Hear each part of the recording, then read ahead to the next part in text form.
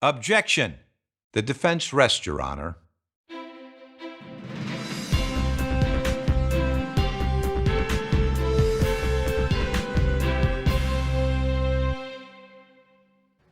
Jason Brown, I'm back with Sara Baldwin. Last week we talked about how she ended up moving to the Valley. If you haven't seen that episode, you need to go back and watch it. If you're just tuning in, we were talking about her first two albums. I know was the first one, No Turning Back? First one is Reach for the Sky. Reach for the Sky. So let's talk about symbolism behind the names of the albums. Reach for the Sky. Does that like go for the limits of your music career, or? You know what? I appreciate that question because it does mean a lot to me.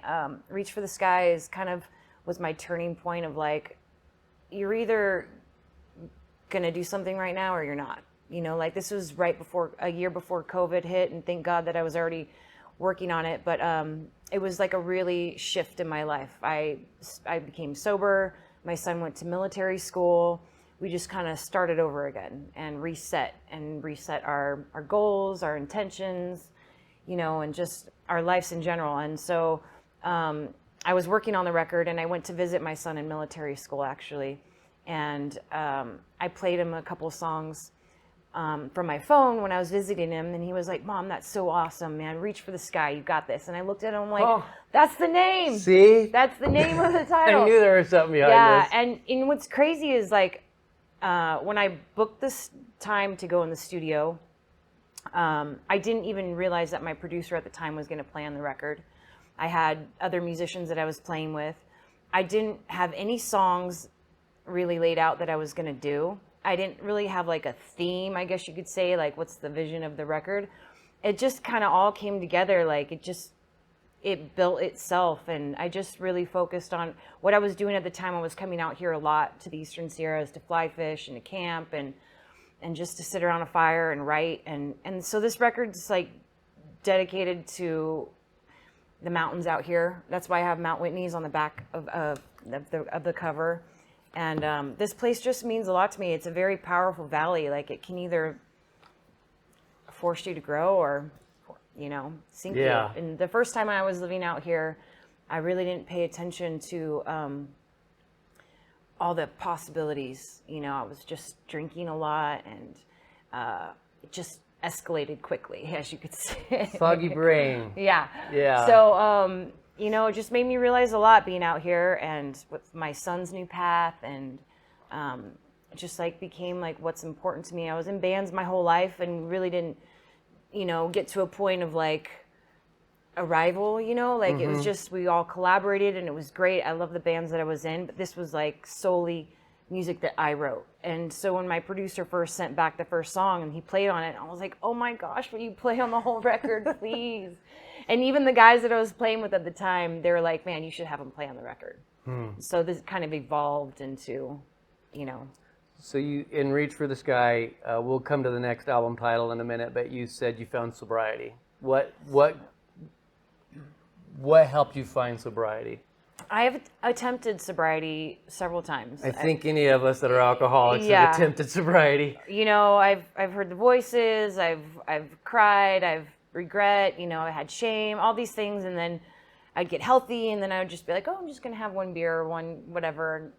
You know how that turns out. Yeah. So it's a fast, slippery slope. Yeah, and you know, my son had this opportunity to go to military school, and it was a really it was a live-in school in Seal Beach, almost 6 months, called Sunburst. I really love the school. I had to shout it out in there. So, Sunburst Academy. Yes. Any teenagers out there struggling?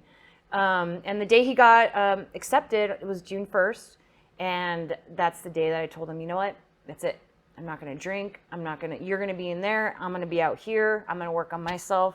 You don't worry about me. I'm going to do the same amount of work. And we're going to come out like together strong. And so I totally did a shift. Yeah. You know, like I was working at a bar that I was drinking at. I mean, and all the people at the bar were super supportive of my path and my music, and it was just a beautiful turning point. So people don't understand a lot of times how it is a disease, alcoholism. I remember when I was trying to get sober, a week before I actually got sober, I sat down with a bottle of wine on the corner going, how am I going to quit? And I mean, it's just the stupidity behind what it does to our brains. It's just... It is. It takes over. And So congratulations. thank you so much. You too. Yeah. Let's go to the next album, No Turning Back. What is that? Okay, so between those two albums, I released a single, and that's where like my music kind of really showcased who I was as a musician, like heavier side of me. And so we shot a music video at the Gas Lamp in Long Beach, and that song came out, and it was just like, wow, this is what I listen to. You know, like the Reach for the Sky album was my baby. It talked about the mountains and all these things and the rivers and acoustic, and then I shifted, like, all right, now I'm actually playing and writing music that I would want to listen to, and that was like a huge moment for me. And so that song was on the radio on the Stay or Go show, and I got all stays, and it was just like a great moment. And in that interview on the phone, Heidi and Frank were asking me, so what are you going to do now, like, with your music? Someone needs to get this girl in the studio. And that comment right there, it made me think. Right after I got off the phone with them, I sat down and I looked at my back catalog of my music that I just kind of been saving, and I called my producer. I was like, hey, how much for a full-length record? Let's itemize it really, really quick. We're going to manifest this thing right now. And that night when I went to work, someone was like, how much would it cost anyways? And I had it right there in black and white. And There's a God moment. It was like, I couldn't stop smiling. It was like, wow, I just know this is happening right now. Like, be ready. This is going to happen for you, you know?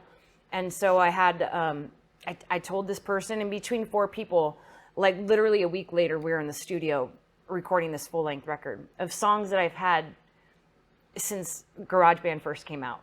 Wow.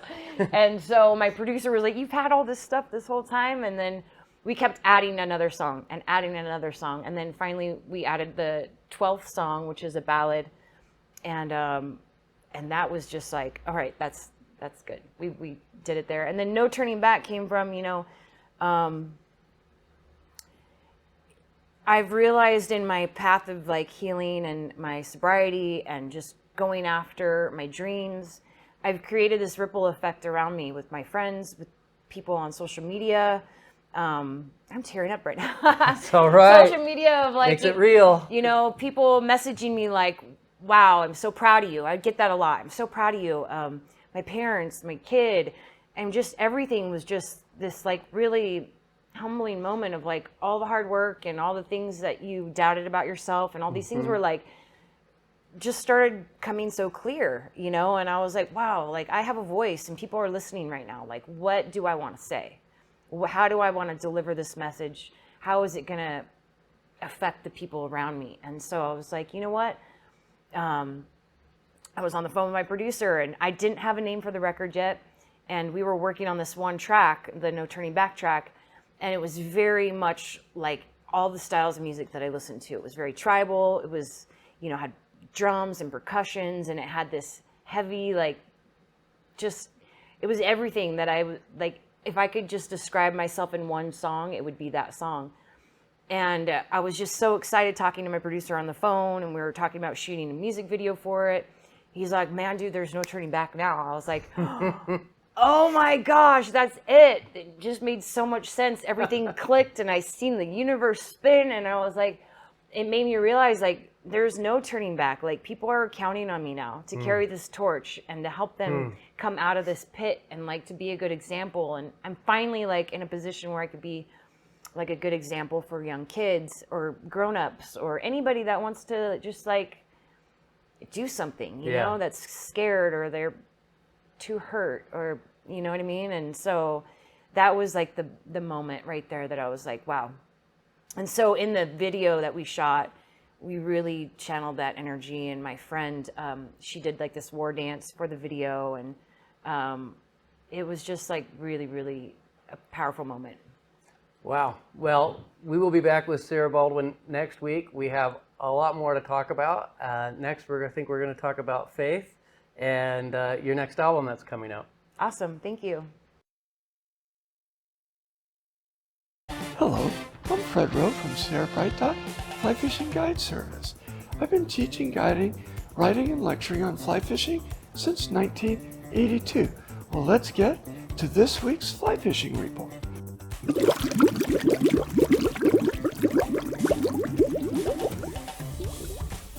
Well, we have snow at the upper elevations, and it's making tough access to the waters, particularly the waters I like to fish, Upper Owens and Hot Creek.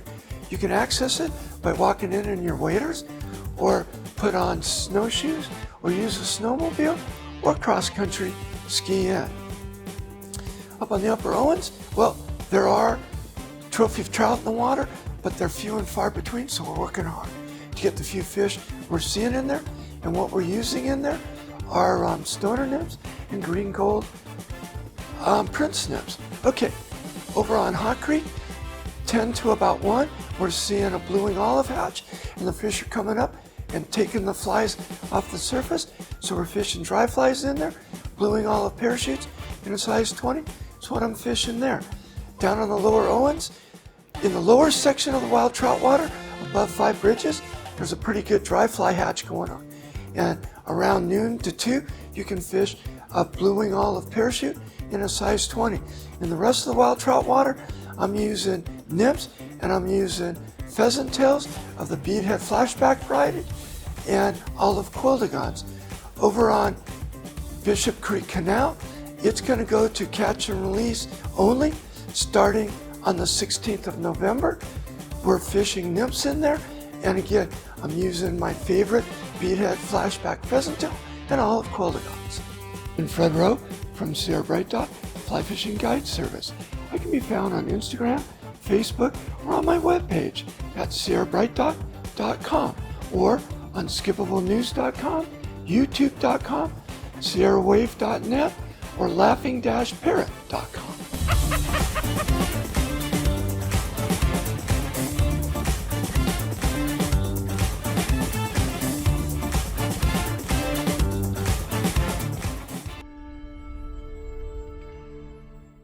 Welcome to Eye on Inyo Artists, and we've been talking with Dave Kirk, and we'll continue that. I'm Chris Langley. I actually own a couple of Dave Kirk, so that's honesty in advertising. So I'm quite a fan of his over the years. So we were doing the virtual tour, and we were, I think the next is the Arch. So this is a painting of the Mobius Arch in the Alabama Hills, another place that's near and dear to me. This is also done on gouache on a board. What does that mean, a wash? I mean, I think of a wash. I put my clothes in the washer. Gouache. Oh, gouache. Gouache. Okay. Yeah. Now I do know what that is. So once again, that's an opaque medium, but it is water based. So excellent. What I like about the gouache is you can get a little more texture out of the brush strokes if you apply the paint thickly enough. And that has to do with the surface of the paper as well. Oh, the surface also. Yeah. Also okay. has something to do with it. Yes. Then we come to work I completed this summer of Half Dome from Olmsted Point in Yosemite National Park. This is a watercolor. The frame dimensions are 18 by 24. So one of the larger works. I work larger than that, but usually that's kind of I work in that size or smaller. But I was really happy with the results of this one. So most of your work is smaller than large. Is that correct, or? Yeah. Yeah. Okay. Yeah. I wanted to make sure I don't have any big works of yours, so No. I'd have to add on to my house. Yeah. And then after that is once again it's a Half Dome from Olmsted Point, but it's done with a sepia watercolor. So I did this as a study just to nail down the values, the lights and darks, before I began the previous painting.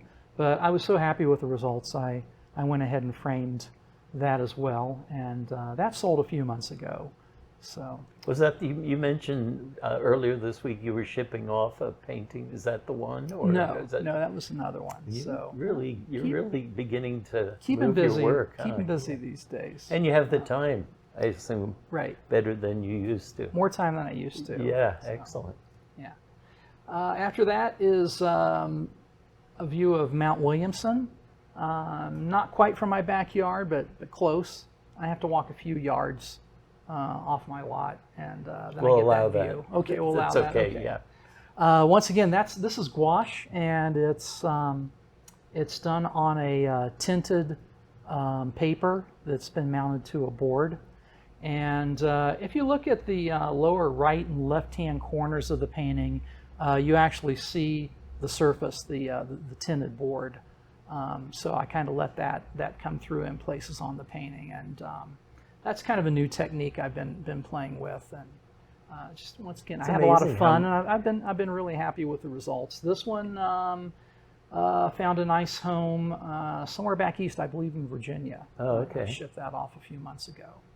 All right. Yeah, I'm sorry I didn't interrupt you. You No, can ask me that's something. fine. Yeah. So do we have any more to look at? Just one more, and this is the Mount Whitney Fish Hatchery right outside of Independence. I know it well. And another sepia watercolor. Okay. So, like I say, lots of times I'll use the sepia as a study, but I'll just call that a finished work and put a frame around it. The sepia, once again, it kind of lends itself to really that monochrome, I should say, captures the textures and depth as well. So I really enjoy working with the sepia. In closing, I want to mention that you're a great framer as well, and you do it in a timely manner. And you know the work. I hardly ever say, this is what I want. I said, you do it the way you want it, because it seems like the artist should have a say in the framing as well as the work. I agree, and it makes it a lot easier for me as well. But I can say a little bit more about the framing. I actually brought some frame paintings with me. So okay, we will do that next time. Yeah.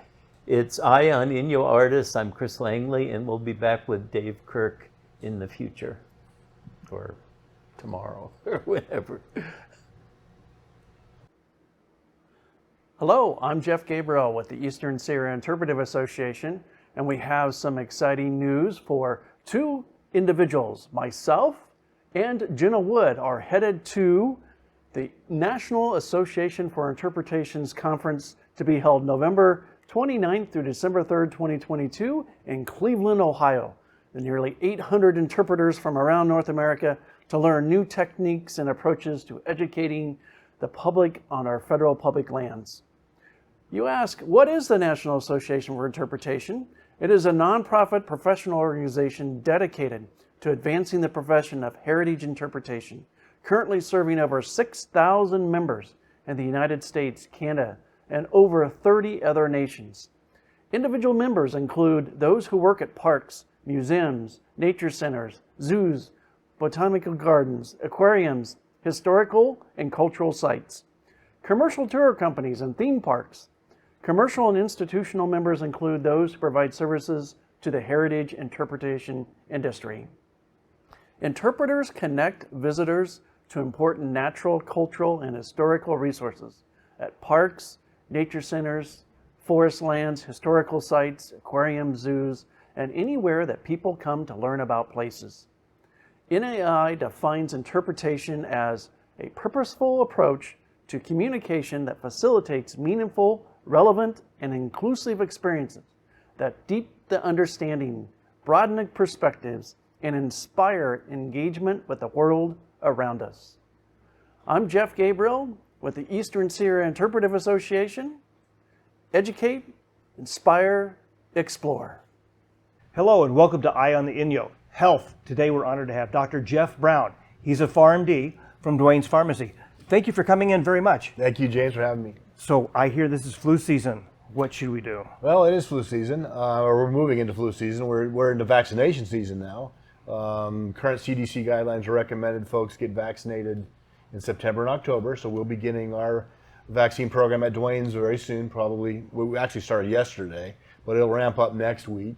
And we encourage folks to get vaccinated before the end of October. So ideally, if you're vaccinated in September, October, per CDC guidelines, you'll have vaccine, you'll be immunized in time to be covered if there's an early flu season, and you'll also have protection to last through the flu season that generally lasts in California into March and April sometimes. So the timing is more important, and we found that out over the years.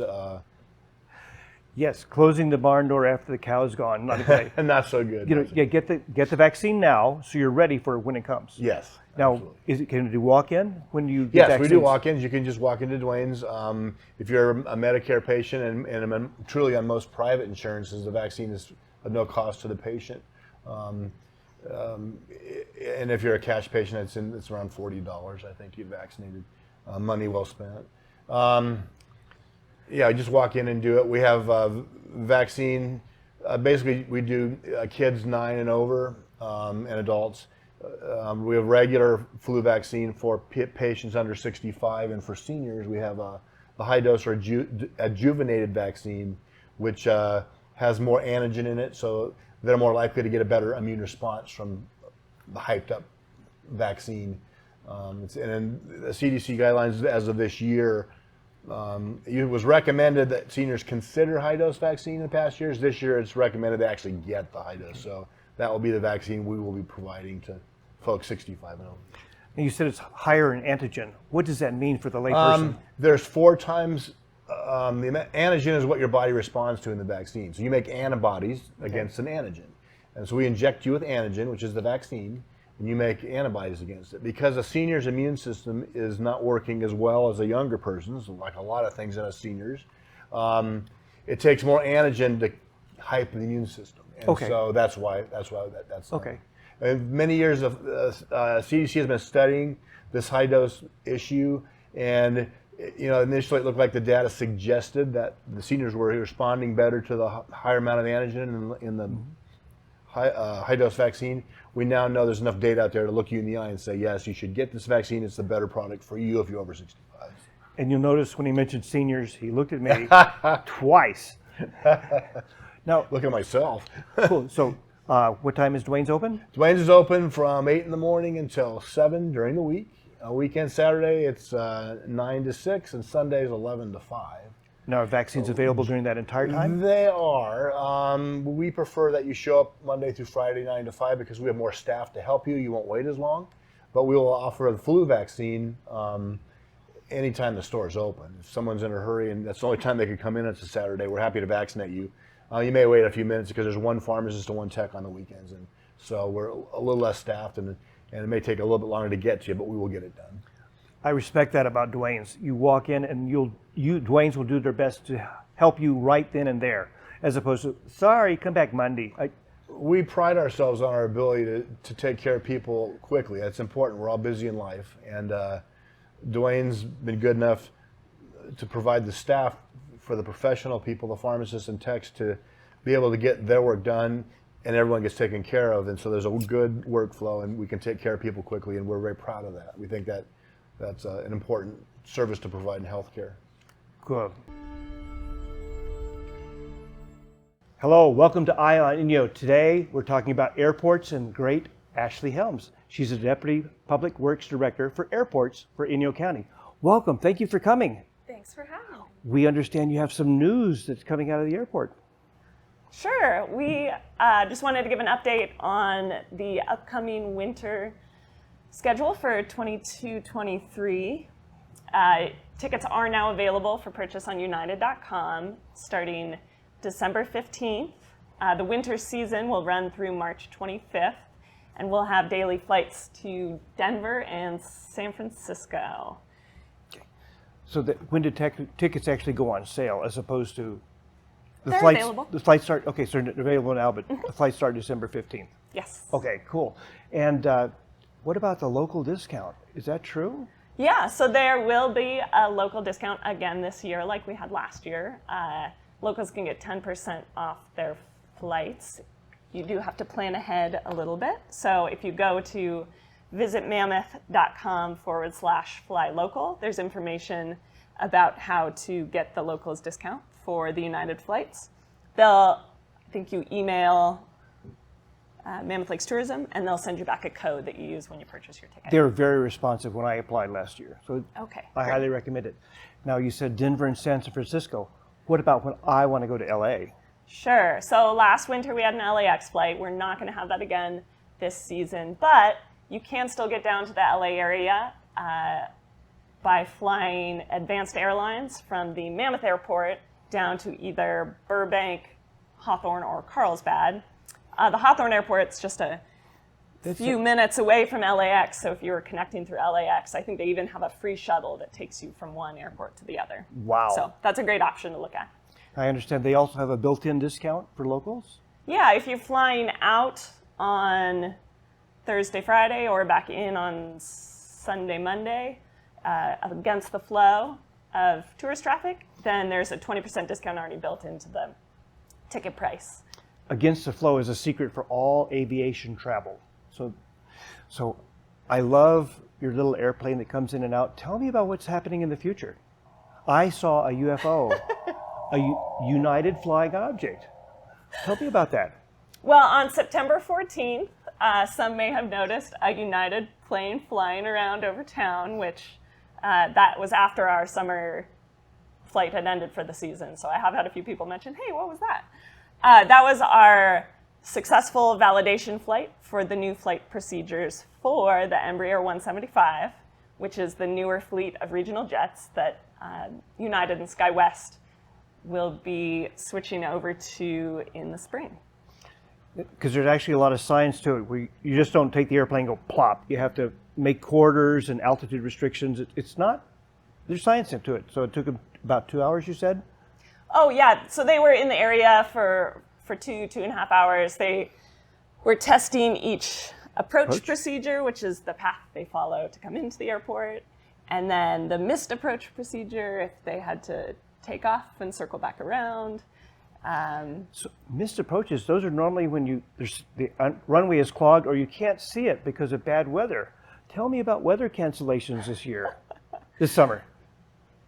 Over the summer, we had no weather-related cancellations. There was one cancellation early in the summer due to a wind issue in Aspen, but after that one issue, we had no other major delays or cancellations for any of the summer flights. Do you have any other remaining things? We've talked about our coming schedule. Mm-hmm. We talked about if you need to go to Mammoth to get to LA, Advanced Air.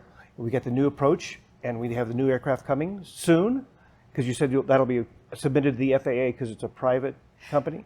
Yeah, so the new approach procedures are designed by a consultant that we hired. Now that the test or the validation flight was successful, they submit everything to the FAA, and we have to wait for the FAA to approve it, which is why they won't be using that new plane by December, because it's unlikely to be done by then. Once it's approved by the FAA, the pilots go through special training so that they know exactly what to do when they come here. So this is Ashley Helms, the Deputy Director for Public Works. Yeah. I said it before. I do have one other thing. Oh, yes. That we forgot But wait, to mention. there's one last thing. We are, one of the questions we get a lot is when is there going to be service in the spring and fall? All the local stakeholders, we are working towards that, working with the airline and working with each other to figure out how to make that happen. And there is still the goal to move towards year-round service, maybe by sometime in 2023. So that'll be great, yeah. Because you have to have the seats full or you can't afford to fly. It's full-ish. Cool. Yeah. I appreciate it very much. And I want to give a special shout out to Elaine. This is Jimmy T with Eye on Inyo with Ashley Helms. Come back soon.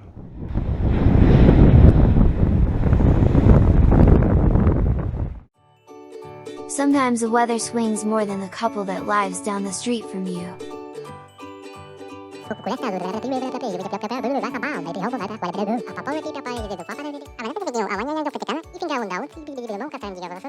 Subscribe and comment.